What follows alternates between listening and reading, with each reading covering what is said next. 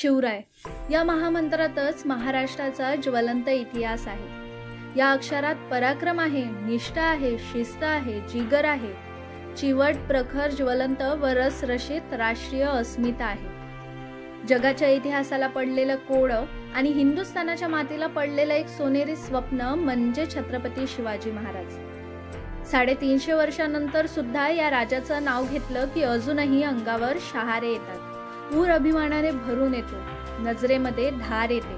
त्यामागचे कारण हेच आहे की त्यांनी निर्माण केलेलं स्वराज्य हे रयतेला आपलं राज्य वाटायचं। महाराजांनी जनतेच्या प्रश्नांना महत्त्व दिले, लोकांवर अन्याय करणाऱ्याची कधीही गय केली नाही। शिवरायांच्या जन्मापूर्वी विजापूरची आदिलशाही, अहमदनगरची निजामशाही आणि मुघलशाही यांच्या त्रासाने आणि जुलमी अत्याचाराने सारा महाराष्ट्र होडपडून गेला होता। महाराष्ट्रातल्या देवळातल्या, पाठशाळातल्या आणि घराघरातल्या लक्ष्मींची वारंवार विटंबना होत होती।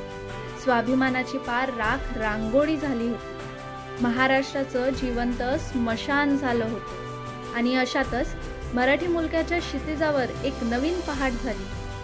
सह्याद्रीच्या कुशीत शिवनेरी गडावर 19 फेब्रुवारी 1630 रोजी शिवरायांचा जन्म झाला। स्वराज्य जननी जिजामाता आणि शहाजीराजे यांचे बाळ शिवबा सह्याद्रीच्या कड्या कपारीत खेळू लागले होते।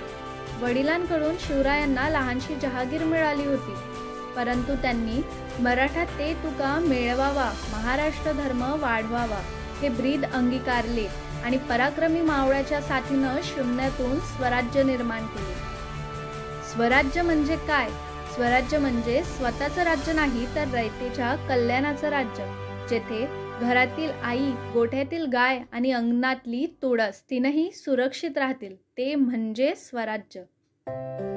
महाराजांचे एक आज्ञापत्र उपलब्ध आहे। त्यात महाराज म्हणतात, तेलाच्या आमिषानं उंदीर वाती पळवतील, पेटत्या वातीनं गवताच्या गंजा पेटल्या तर पडत्या पाऊस काळात जनावरांना चारा मिळणार नाही। छत्रपतींनी हा विचार करावा, खरंच आश्चर्याची गोष्ट आहे आणि म्हणूनच महाराजांना शब्दात मांडणे कठीण आहे। 350 वर्षापूर्वी महाराजांनी तात्कालीन जातीव्यवस्था, समाजव्यवस्था आणि परकीय सत्यांच्या प्रवाहाविरुद्ध जाऊन महाराष्ट्रातील सामाजिक, आर्थिक आणि राजकीय परिस्थिती बदलण्याचा प्रयत्न केला। इतकंच काय तर औरंगजेब सारख्या जहरी सर्प सुद्धा महाराजांनी ठेचला होता। स्वतःच्या कार्यकर्तृत्वाच्या जोरावरती त्या काळामध्ये शिवरायांनी दाखवून दिलं आहे, कोणत्याही संकटाशिवाय मिळणारं यश फक्त विजय ठरतो, पण संकटाचा सामना करून मिळालेला विजय हा मात्र इतिहास घडवतो। हा सह्याद्री साथ घालत होता त्या इतिहासाला, त्या पराक्रमाला, त्या अफाट अशा शौर्याला आणि म्हणूनच जिजाऊ साहेब यांनी शिवरायांच्या मनात हिंदवी स्वराज्याचं स्वप्न पेरलं। जातीभेद, धर्मभेदाच्या पलीकडचं माणसं जोडण्याचं तंत्र शिवरायांना शिकवलं। महाराजांनी माणसं गोळा केली आणि इसवी सन 1645 साली लहान वयातच महाराजांनी निवडक मावळ्यासह रायरेश्वराच्या मंदिरात हिंदवी स्वराज्याची शपथ घेतली आणि एखाद्या उजाड माळ रानावरती वाऱ्याच्या गतीनं वनवा पेटावा तशी येथील माणसं स्वराज्यासाठी पेटून उठली। महाराजांनी तोरणा किल्ला जिंकून स्वराज्याचे तोरण बांधले। पुढे त्यांनी 12 मावळ्यातील किल्ल्यांमागून किल्ले ताब्यात घेतले। अफजल खान, शाहिस्ता खान, सिद्दी जोहर, मिर्झा राजे जयसिंग यांच्या रूपाने शिवरायांवर आणि स्वराज्यावर अनेक संकट आली, ती त्यांनी समर्थपणे पेलली। रयतेच्या सुखासाठी, स्वराज्य निर्माण करण्यासाठी शिवरायांनी 1674 मध्ये राज्याभिषेक करून घेतला।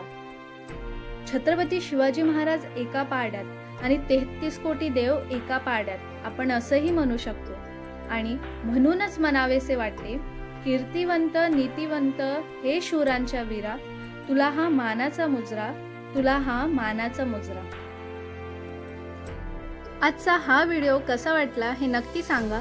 त्याचबरोबर या व्हिडिओला शेअर करा, लाईक करा, त्याचबरोबर या चॅनलला सबस्क्राईब करा।